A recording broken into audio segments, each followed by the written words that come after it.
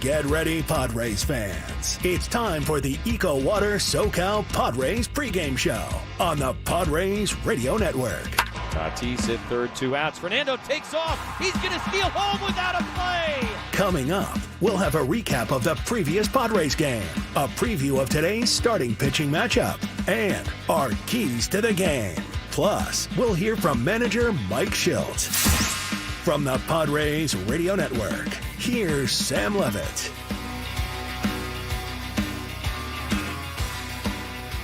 San Diego Padres baseball coming up on 97.3 The Fan and the Padres Radio Network. Today the Padres take on the Baltimore Orioles in the second game of a 3-game series. Our starting pitching matchup today for the Orioles right-hander Dean Kramer and for the Padres right-hander Michael King. Hi, good everyone. Sam Levitt with you inside our San Diego studios. First pitch coming up at 1:05 p.m. as the Padres continue this series at Camden Yards. Coming up in the next 50 minutes, you'll hear from Padres manager Mike Shildt. We'll hear from yesterday's hero, Jurickson Profar. We'll also hear from Robert Suarez, and in just a little bit, we check in with Padres radio voice Jesse Agler. But first, let's set the table, brought to you by Fraser Farms Market. Set your table with the highest quality of natural and organic products from Fraser Farms Market, a San Diego original since 1971 with 3 locations, La Mesa, Vista, and Oceanside.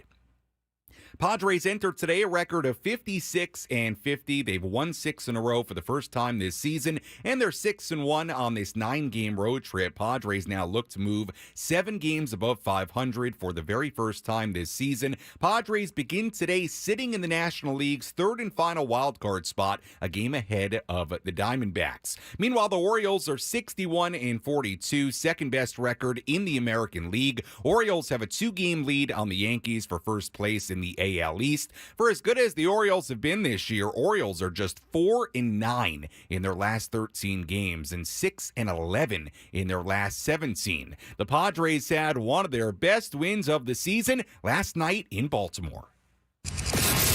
How did the Padres fare in their last game? Let's take a look back with our Padres Rewind. Presented by Hamul Casino. With thrilling slots and tables and all the best rewards, Hamul Casino has all the fun you're looking for. Hamul Casino. Fun above all else. Let's begin in the top of the 6th inning. Padres trailing 2-0. Orioles starter Grayson Rodriguez was through 5 scoreless innings at that point. Luis Suarez hit a leadoff single. Jurickson Profar was next. Arise runs. It's hit in the air to deep right. Santander is back at the wall. Gonna go! 2-run game-tying homer for Jurickson Profar. That was it for Rodriguez. Orioles reliever Birch Smith came in. Manny Machado reached on an error. Xander Bogaerts was waiting on deck. The 1-2. Bogaerts in the air to left field. Pretty well struck. Kjerstad racing straight back in front of that big wall. Still going back. Reaches out. Can't make the catch. Slams into the fence and falls down. Machado racing around third. He's going to come in and score. Bogaerts at second. And the Padres lead it 3-2. Padres weren't done. Jackson Merrill dug in. Bogaerts at second, 1 out for Merrill. He swings at the first pitch, dumps one in the air, down the left field line, and a fair ball. Kjerstad gets to it near the corner. Bogaerts will score. Jackson's into second base with an RBI double, and Merrill madness comes home to Maryland. The Padres bullpen made the 2-run lead stand up for a while. We went to the bottom half of the 8th inning. Adrian Morejon back on the mound after finishing the 7th. Anthony Santander led off. Morejon winds and fires. Santander swings, hits one in the air. Very deep left center field. Way back into the bullpen, and a home run. Team leading 29th now for Santander. His 6th in the last 8 games, and we got a 1-run game here in the 8th. The Orioles later put runners on first and third with 1 out against Morejon. Robert Suarez entered. He gave up a sac fly. The game was tied at 4. We went to the top of the 9th inning. Right-hander Craig Kimbrell came on for the O's. The Padres had a runner on second base with 2 outs for Jurickson Profar. Profar swings, hits it in the air, deep to center field. Mullins is back, still going back at the wall. Gonna go! Second of the night for Profar. Padres go back in front in the 9th inning. Jurickson Jurickson with his 18th of the year, and it's 6-4. Another huge moment for Jurickson Profar. Robert Suarez came out for the bottom half of the ninth inning. First pitch swinging, pops one up, mile high, foul ground first base. Cronenworth, kind of behind the coach's box on the warning track, is there to make the catch, and the ball game is over. Jurickson Profar and 7 different Padre pitchers lead this team to a 6th consecutive win. What a win for the Padres yesterday as they win the series opener against the Orioles. The final score, the Padres 6 and the Orioles 4. And now the Padres turn to right-hander Michael King, looking for a 7th consecutive win here today. Let's go to Camden Yards. Let's go inside the Padres broadcast booth for a deep dive on today's matchup from Jesse Agler in our Padres game preview on the Padres Radio Network. Jesse, before we talk about today's game, let's revisit yesterday because I think there were so many different aspects of yesterday's game that were important. It really felt like a full team win. The Padres had to use so many different aspects and guys on their full 26-man roster. Your thoughts about yesterday's win, because I think you have the same feelings I do, that it was one of their better wins of the season. Yeah, no doubt about it. And it's funny you said all that because I have it written down right here on my sheet, to talk about with Tony in the top of the first inning. There are team wins and then there are team wins. And we probably throw that term around a little bit more than we should. And it's probably lost some of its meaning. But, yesterday when you consider everything they got out of the seven different pitchers that they used, all the guys who had big hits in big moments, the pinch runners. They used all but one position player yesterday. They used almost their entire bullpen yesterday. And really, it seemed like for the most part, everybody did exactly what they needed them to do. Had a little postseason feel to it, really did. Sort of the way it was managed by both guys with the big crowd here in Baltimore and with, a lot of high-level talent out on the field. It was a lot of fun, and obviously even more so because they came out with the victory. On the mound for the Padres here today, right-hander Michael King. He has been so good as of late, a 1.48 ERA in his last 4 starts alone. Your feelings on Michael King, Jesse, what he's done these last couple of months? We knew the stuff was there. There were some early struggles with the home run ball, but he has settled down in just an enormous way. Huge piece for the Padres, and I don't want to draw too straight of a line between Seth Lugo last year and Michael King this year because, look, they're different guys at very different points in their careers. King really, starting in the big leagues regularly for the first time, is a much younger guy than Lugo was last season. But I think Ruben Niebla and the Padres learned an awful lot about how to sort of manage a situation like this a season ago. Lugo obviously had tremendous success. He has carried that on and taken it to the next level this year in Kansas City. And Michael King just continues to show improvement and progress and understanding, and he's learning things about how to be a starter and the differences in being a full-time starter. There are so many parts of the baseball world. You do something on a part-time basis, and it just doesn't give you the full experience. Right. There is nothing in sports like the grind of a full baseball season and being a regular guy. And I'm talking whether, a security guy on the field, a starting pitcher, a second baseman, anybody. Like, there's nothing like doing it day in and day out. And if you're doing it half the time or some of the time or sporadically, you're really not getting the experience. And King has sort of been open to the understanding that, all right, he's doing all of this for the first time on a regular basis, and he knows that there are going to be lumps that go along with that, and he seems to learn every time that he takes a lump. He's a really smart guy. He's obviously physically very, very gifted. He's got some tremendous stuff. I think the future is extremely bright for him, and I'll say the same thing about Michael King that I said to you about Dylan Cease before the game the other day.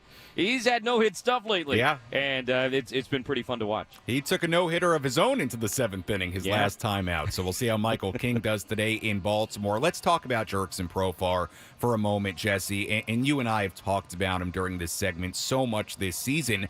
But we do it for good reason, because this magical ride, it just doesn't stop. Had the Padres won that game 4-2, 4-3 yesterday, we're talking about that home run in the 6th inning as the pivotal moment, and then he ends up hitting another home run in the 9th inning to break the 4-4 tie. Jesse, at this point, to me, it's not just about the numbers for Jurickson, but the quality of some of these moments, the way he's risen to the occasion time after time, you're almost at a point with it where I feel at a loss for words for how big he's been in some of these moments. The VAR is off the charts. Vibes above replacement, and he leads the league. I don't think there's any doubt about that. You're right. He's not only tied the production, in a big way. He's tied it to these huge moments. Yeah. And look, this would have been a crazy thing to say back in mid-February in Peoria, but without Jurickson Profar, the 2024 Padres would be in a really bad spot.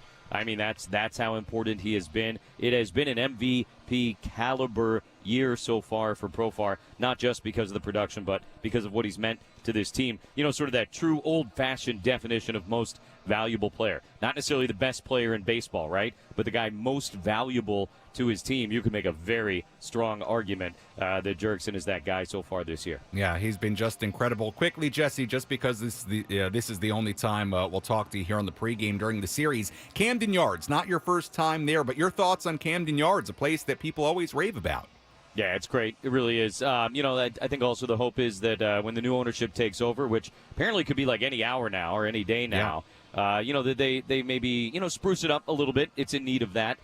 It's still an elite ballpark, don't get me wrong, and I would recommend anybody who has not had the opportunity to be here to take the chance to do so if they can. But the ownership here has maybe not been the most proactive. Is that a nice way to say it? In terms of keeping it up. And they're moving on to a new owner who's, I know, very enthusiastic about, the fan experience here. But it's great, and I'll tell you what, last night, man, a sellout crowd. Not only that, like, the place was mostly filled. I'm talking butts in the seats during batting practice yesterday.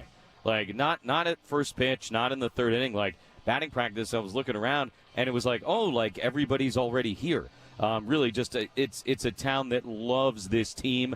They've been pushed away from it for a long time now, not only because of the on-field record, but again, I think some of the ownership stuff here in town had soured a lot of people's enthusiasm for the Orioles. But between the fact that they're one of the best teams in baseball and that they've got a new refreshing ownership coming in, I think the fans here are reinvigorated. It shows, and that just adds to how great of a place it is to come see a game. Yeah, you could hear the crowd on the radio last night. It sounded on the radio like a playoff-type atmosphere. Jesse, as always, appreciate the time. We'll talk to you and Tony coming up at 12:55 here in San Diego. Thanks so much.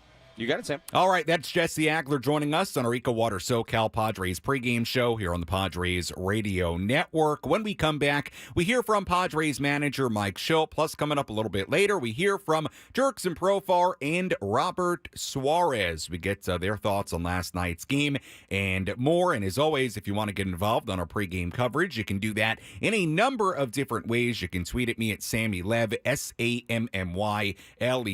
Instagram DMs open as well. If you want to get involved there, you can just let me know who you are, where you're tuned in from. Might give you a shout out here on the air. But also, if you want to give me a key to today's game, let me know. How do you think the Padres win this game today? Give me your keys to the game. I may read your keys coming up a little bit later, and I'll have my keys to the game coming up a little bit later in our pregame coverage as well. First pitch coming up at 1:05 at Camden Yards in Baltimore. Padres looking for a 7th straight win. Michael King on the mound. We'll see if they can do it here today. More pregame coverage after this.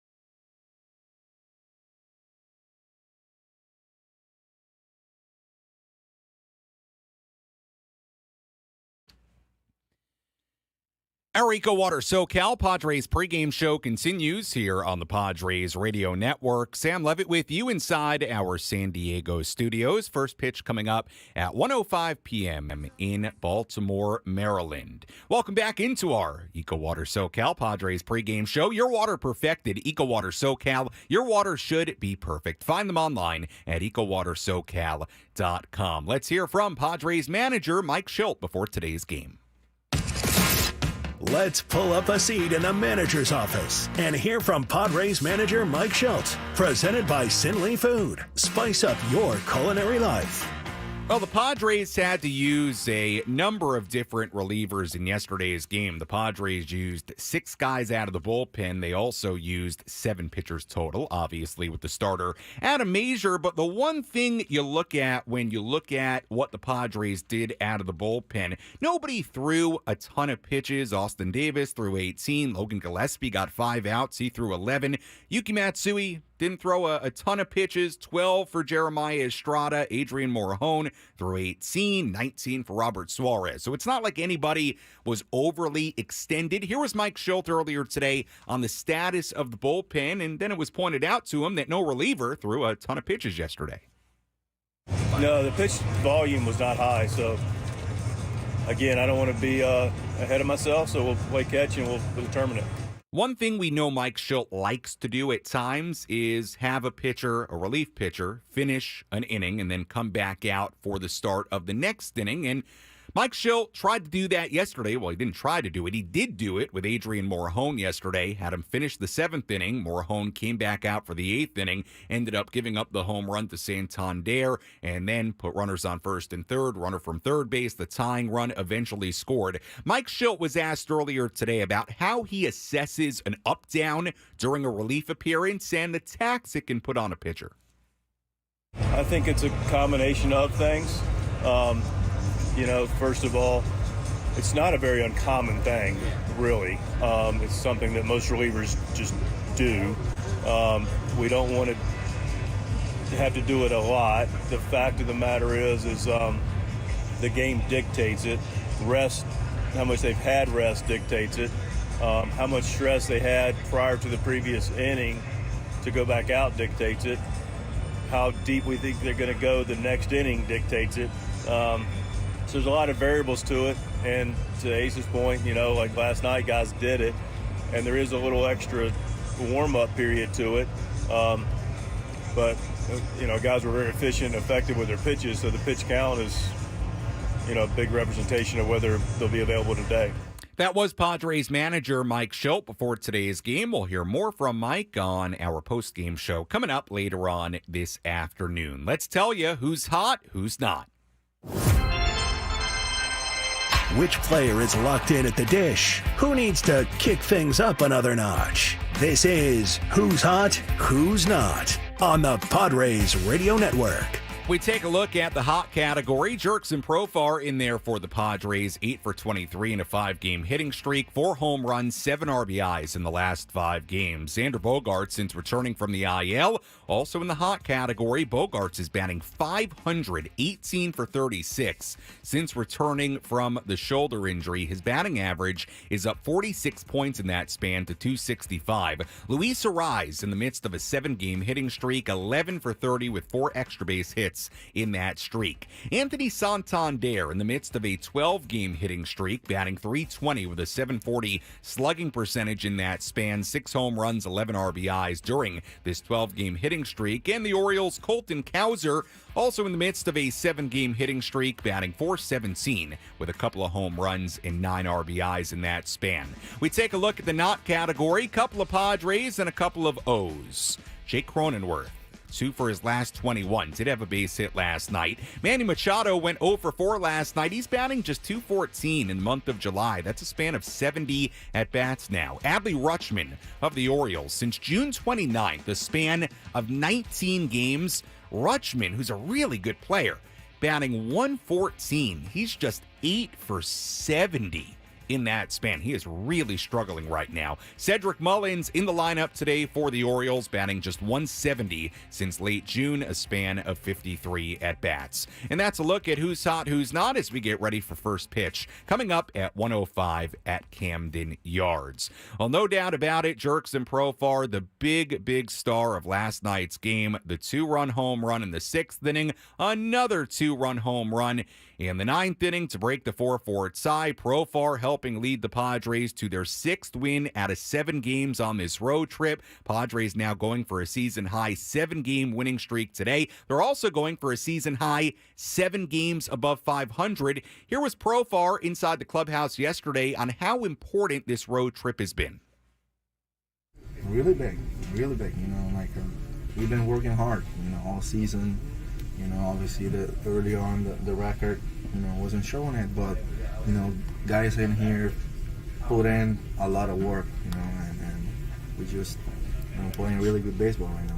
What is it about this road trip that you guys have kind of seemed to hit that next gear? Nothing, I think the game rewarding us, we, like I said, guys in here come here, every day hungry and ready to do good. That was Jurickson Profar inside the Padres clubhouse yesterday. When we come back on the Padres radio network, we'll hear from Robert Suarez, and also we'll hear from Manny Machado, the former Oriole back in Baltimore. So we'll hear from both those guys coming up in a little bit. Also our keys to the game, full look at the out-of-town scoreboard, a full breakdown of this pitching matchup between Dean Kramer and Michael King. Much more to get to. First pitch at 1:05 on the Padres radio network.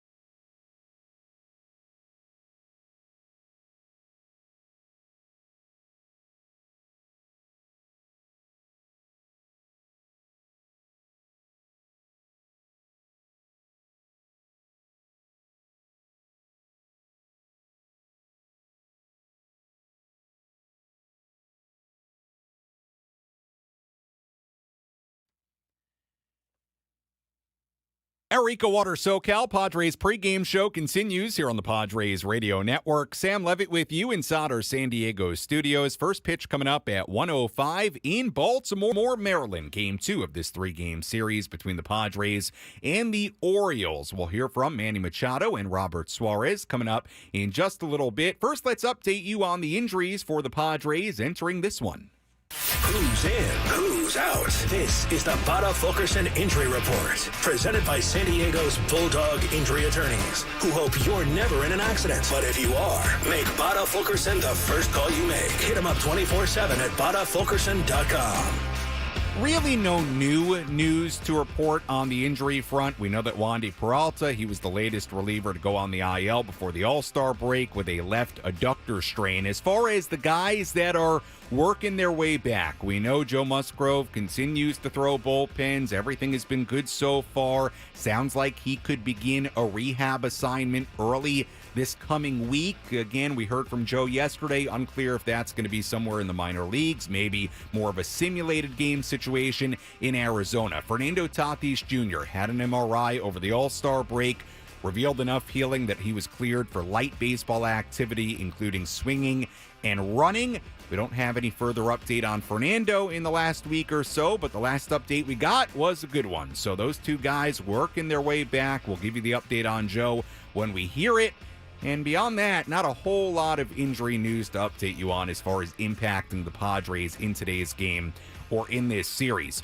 Keep in mind, though, the Padres did make a move earlier today, and we expected this last night. Kevin Acee reporting last night that Alec Jacob was going to be added to the Padres roster. That deemed to be true this morning. Padres recalling right-hander Alec Jacob from AAA El Paso. Has had a lot of good minor league numbers, and if you don't remember Alec, he's somebody who came up last year for a little bit, throws from that sidearm position, right-hander, and so we'll see how Alec does in this Padres bullpen. The Padres optioning Adam Mazur back to AAA El Paso, so not an injury situation there, but Jacob is up from AAA, and Mazur goes back down to AAA. Let's take a full look at the out-of-town scoreboard. Let's take a trip around the Bigs and tell you about the scores you need to know in our out-of-town scoreboard. Presented by Jensen Meat, where great taste meets integrity. We take a look at scores from around the major leagues. We have one game going on right now. Blue Jays ahead of the Rangers 4-1 in the first inning. Everything else is coming up in a little bit. Braves and the Mets at 1:10 in New York. Reds and the Rays in Tampa Bay at 1:10. Guardians and the Phillies at 3:05 in Philadelphia. Twins and the Tigers at 3:10 in Detroit. Doubleheader today in San Francisco. Rockies and the Giants, game 1 of that doubleheader at 4:05. Cubs and the Royals in Kansas City at 4:10. Dodgers in Houston at 4:10. Marlins at the Brewers at 4:10. Yankees against the Red Sox at Fenway at 4:15. Also at 4:15, Mariners against the White Sox in Chicago. Nationals in St. Louis at 4:15. 5:10 p.m. Pirates in Arizona. A's and the Angels in Anaheim. And that's a full look at the out-of-town scoreboard. We also have game 2 of that doubleheader in San Francisco later on after game 1 comes to an end. Well, yesterday, Robert Suarez did a really good job for the Padres. He did give up a sac fly, was not charged with that run. That went against Adrian Morejon in the 8th inning, tied the game at 4. But you know what? He kept the game tied, set the scene for Jurickson Profar to hit the home run in the 9th inning to give the Padres the lead. And then Suarez, don't forget about this part of yesterday's game, had to face 1, 2, and 3, the top of the Orioles lineup. Not easy to do. It's Henderson, Rutschman, and Santander, and in a 2-run ball game, retired the side in order. Suarez spoke with the media after last night's game. It's always good to be closing out a win, but when you do it when so many guys contributed on the pitching staff, does that feel even more special? Siempre es importante cerrar un juego, ¿no? Pero cuando lo haces, cuando tantos lanzadores contribuyeron al juego de hoy, lo hace un poco más especial. Bien, contento porque ganamos. Al final eso era lo que queremos ganar. Well, mostly was the important thing is we got the win. That was the most important thing. We're trying to get that, and all of us contributed, and we were able to pick up this win. How big has what the pitching staff has done, like the rotation has kind of led to you guys getting some rest and for you to be able to do what you did today, maybe as a result of that? How big is the kind of cohesiveness that this whole unit has shown? Pero el picheo abridor ha lanzado con mucha profundidad, les ha dado un poco de mayor descanso. ¿Qué tan importante es para ustedes como bullpen cargar el equipo en un juego como hoy, sabiendo que es producto del gran descanso por los buenos resultados que han tenido? Sí, bien, bien. Cada quien hizo su trabajo, aportó su granito de arena y al final, como digo, el juego se ganó. Eso es lo más importante. Well, yeah, that's a big part of it. They give us the opportunity to win a game like today. Everybody can contribute. Everybody can put their own piece of the puzzle and sort of build on it and be able to get the win, which is what we're working for. I know, Robert, that you're only doing your job, but no one has done as many of the 4 and 5 out saves as you. What sort of pride do you take in being available to do that? Sabemos que siempre dices que esto es tu trabajo y te responsabilizas por ello, pero eres el pitcher de más apariciones, de cerrador, con 4 o 5 outs. ¿Qué tanto orgullo tienes sabiendo que puedes cumplir con esa función? No, bien, me siento bien. Estoy preparado, ¿entiendes? Con un día de descanso preparado para lanzar un inning plus, así que me siento bien. And most importantly, I feel good and I'm prepared. I've had plenty of rest, so that allows me to go deep like games like today, and I feel good, I feel healthy, and I'm just able to contribute. That was Padres closer Robert Suarez inside the Padres clubhouse after yesterday's 6-4 win. Suarez picked up the win, got 5 outs in yesterday's game, and that was alongside interpreter Pedro Gutierrez. By the way, tomorrow on the mound for the Orioles, right-hander Albert Suarez, Robert's brother. So Robert's brother will take on the Padres tomorrow, starting pitcher for the Orioles. We'll have more on that tomorrow. Let's give you our keys to today's game. How will the Padres unlock a victory in today's game? These are the keys to the game. Presented by Honor Buick GMC Hummer in National City. Key number 1, Michael King keeping this pitching staff rolling. The Padres have outscored opponents 34-8 during this 6-game winning streak. Since the All-Star break, Padres starting pitching has a Major League best 1.24 ERA in 43-plus innings. Michael King took a no-hitter into the 7th inning on Sunday in Cleveland. He was great. I'm not even saying King has to be that good here today. That's a high bar. But if you do want to see King keep this trend going, I should say, you do want to see him keep this trend going, keep this starting rotation rolling. We'll have more on King a little bit later, but King keeping the vibes going with this rotation. That's key number 1. Key number 2, get to Dean Kremer as he gets deeper into the game. Orioles starter Dean Kremer gets much more hittable as he gets deeper into his starts. First time through the order, opposing hitters are batting just 133 against him with a 442 OPS, but the numbers against him spike up the second and third time through. Second time through the lineup, hitters are batting 260 against him, an 800 OPS. The third time through, that jumps up to 294 batting average, 1021 OPS. So look, you may not get to him early, but it certainly seems like the Padres should have a shot to get him later in the start. Make sure to take advantage of Kremer as the game gets deeper. Key number 3, Jurickson Profar continuing to be a star in big moments. I tweeted this out earlier. Some of the Profar numbers are just insane. Runners in scoring position, a 342 batting average, 974 OPS, and 73 at-bats. With the bases loaded, 6 at-bats, but he's got an 833 batting average and a 3024 OPS, 3024. I've never even seen a number like that. Late in close situations, a 500 batting average, 1537 OPS, and 32 at-bats. Just in innings 5 through 9 alone, 372 batting average in 177 at-bats. So what does that all say? Well, it says that Jurickson is really good when he's in a big spot and it's late in the game. It proves exactly what you felt all year. That's key number 3. Key number 4, find the big inning. The Padres scored 4 runs in the 6th inning yesterday, the 37th time they've scored at least that many runs in an inning this season. That leads the major leagues. And that is a look at our keys to the game. First pitch coming up at 1:05. When we come back, we hear from Manny Machado and much more to come as we get ready for first pitch against the Orioles on the Padres Radio Network.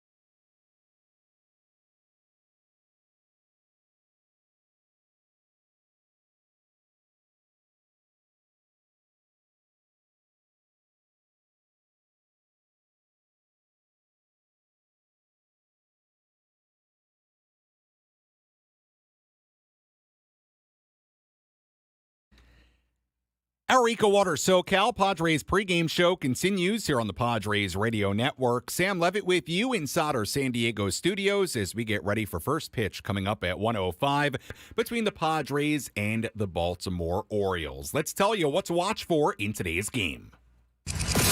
What's the one thing Sam Levitt will be keeping his eye on in today's game? This is What to Watch For. Presented by Genesis Home Improvements, San Diego's trusted painting, roofing, and window company. Save 15% today on a new beginning for your home. Visit GenesisHomeImprovementsSD.com. What to watch for in today's game? Can the Padres limit Anthony Santander? Santander leads the majors with 20 home runs since the beginning of June. He's homered in each of the last 2 games. That included the late home run against the Padres last night. Santander is in the midst of a 12-game hitting streak, like we said earlier. 6 home runs in that span. Can the Padres limit him today? We're going to find out. That's what to watch for in today's game. Can the Padres limit the powerful Anthony Santander? Well, certainly one of the storylines for the Padres entering this series, the return of Manny Machado to Baltimore, a place where he spent 7 really, really great seasons. The 3rd overall pick by the Orioles in the 2010 draft came up as an Oriole. Just the 2nd trip the Padres have made to Baltimore since Manny joined the Padres. Here was Manny Machado in Baltimore earlier today. This is close to my heart, so it's always going to be good memories, always good to come back and enjoy my time here. Does it feel like a long time? Like 19 was so fresh, obviously. Yeah. Does it feel like a long time now? Yeah, this is different. This is definitely different. It's a different experience. Obviously, when I came here, 19 was a little too quick, and didn't really have time to process it. And now it's I think I played more years in San Diego than I have in Baltimore. So, it's just it's different experience. What did you hear last night when you went to the plate the first time? I thought I heard some cheers. The fans have always, adored me here, and really took me in as a kid, as a young kid when I came up as a 20-year-old. So coming here, standing up there, I saw some guys looking over to the other side. Kind of wanted to zone in for my bat, but my eyes kind of took me to the crowd a little bit. Saw some people standing up, so it was a lot of emotions for sure. They just gave you this giant ovation the first time, and then yesterday there were some people like maybe forgot you played here. It's a different environment here. They're winning baseball, so they don't want me to come in here and create some havoc. So we let Profar do that for us yesterday. So but yeah, man, it's a different environment here. I was actually really really glad to see the crowd how it was here yesterday. I mean, it was a packed house. It just took me back to those days when we were winning games here, winning pennants, going to the playoffs. It took me back, and I'm glad that fan base is back here in Baltimore because they really deserve it. What do you think about left field wall being moved back higher? Yeah, man, it's far, man. It's far. It looks deep. I mean, the perception really gets you. It's way out there. It's completely different than when I played here. You're not gonna get no cheap ones anymore. But they have to do something different for their pitchers. They got a good pitching staff over there, and what they've been doing over there with their team, how they've been building it around. I mean, why not do that? So, but yeah, it's a little different now. It's a little different. 26 feet, right? Something like that. It's way more than that. I mean, I think it's way more. Yeah, you got to hit it at least. I mean, it's only 20 feet numbers-wise, but I mean, you got to add, going up and how far you got to hit it. So, I mean, it's you got to hit a 410 homer at least. At least. Profar went out to center. Yeah, Profar. I told him, you want to hit it out here? I mean, even when I played here, even when the fence was normal, I mean, I didn't really pull that many balls either. You kind of want to stay. The best part to go here is left from bullpen to kind of right center field. Here is kind of where your launch zone is, and not hit it up. You got to hit it on the line. And he didn't listen to me his first at bat or the second at bat when he hit the fly ball, but then he made the adjustments later on in the game and he hit it more on the line.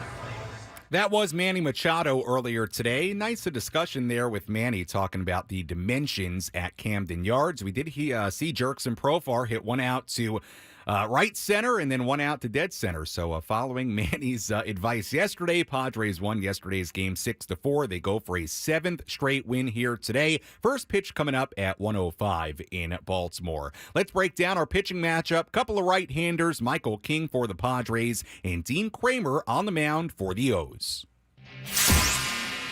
Let's take a look at who's on the bump today with our starting pitching preview. Presented by Chimney Sweeps, Inc., San Diego's trusted chimney and fireplace service company for 40 years. Call Chimney Sweeps, Inc. at 1-800-CHIMNEY or book an inspection online at chimneysweepsinc.com. Right-hander Michael King on the mound for the Padres here today. 29 years old in 2024. He's 8-6 with a 3.28 ERA, 21 outings, a career-high 118 innings, 135 strikeouts, and 43 walks. King has a 1.48 ERA in his last 4 starts, took a no-hitter into the 7th inning on Sunday in Cleveland. He ultimately allowed just 1 run on 2 hits in 7 innings. King has allowed just 1 home run in 52 innings during his past 9 starts. For context, King allowed 13 home runs in his first 12 outings of the season, so he has done a much better job at limiting the home run. King has the lowest hard hit rate allowed in the majors this season at just more than 30%. King has a lifetime 2.63 ERA in 13 outings against the Orioles, all of those with the New York Yankees. Meanwhile, right-hander Dean Kramer on the mound for the Orioles, 4-6, a 4.43 ERA, 13 starts this season, 69 innings. He struck out 66 and walked 28. Last start against the Rangers gave up 3 runs in 5 innings and a third. Kramer has struggled lately, a 6.43 ERA in his last 3 starts. He's given up 10 earned runs in his last 14 innings. Kramer has also been much better on the road than at home, a 3.05 ERA on the road this season, a 6+ ERA in 6 home starts this season. So we'll see if the Padres can take advantage of that. Kramer faced the Padres in August of last season. He was good. 6 innings, 3 earned runs given up on 5 hits. And that's a look at our starting pitching matchup today. Dean Kramer for the Orioles and Michael King on the mound for the Padres. You've been listening to the EcoWater SoCal Padres pregame show on the Padres Radio Network. EcoWater SoCal, your water should be perfect. Find them online at EcoWaterSoCal.com. Let's set the table one more time for you as we get ready for Game 2 of this 3-game series at Camden Yards. The Padres going for a 7th consecutive win. Not only that, the Padres also trying to move above 500 by 7 games for the first time this season. Padres come in 56-50. This has been just a marvelous 9-game road trip so far. Padres already 6-1 on the trip. The Padres begin today sitting in the National League's 3rd and final wild card spot, a game ahead of the Arizona Diamondbacks. Meanwhile, the Orioles are 61-42, second best record in the American League. Orioles have a 2-game lead on the Yankees for first place in the American League East. But for as good as the Orioles have been this season, they're just 4-9 in their last 13 games, 6-11 in their last 17 games. So it's been a struggle as of late for the O's. We'll see how they do today against Michael King, who, as we mentioned earlier, has been very, very good as of late. Certainly the Padres had one of their best wins of the season last night in Baltimore, a 4-4 game in the 9th inning. Jurickson Profar continuing to just have a magical season. The go-ahead 2-run home run, Padres won it 6-4, and they won their 6th in a row. Can the Padres get the 7 in a row here today? We're going to find out. When we come back, Jesse Agler, Tony Gwynn Jr. have the full starting lineups, first pitch, and all the play-by-play. I'll talk to you on our post-game show. You're listening to your home for San Diego Padres baseball, 97.3 The Fan, and the Padres Radio Network. Enjoy the game, everybody.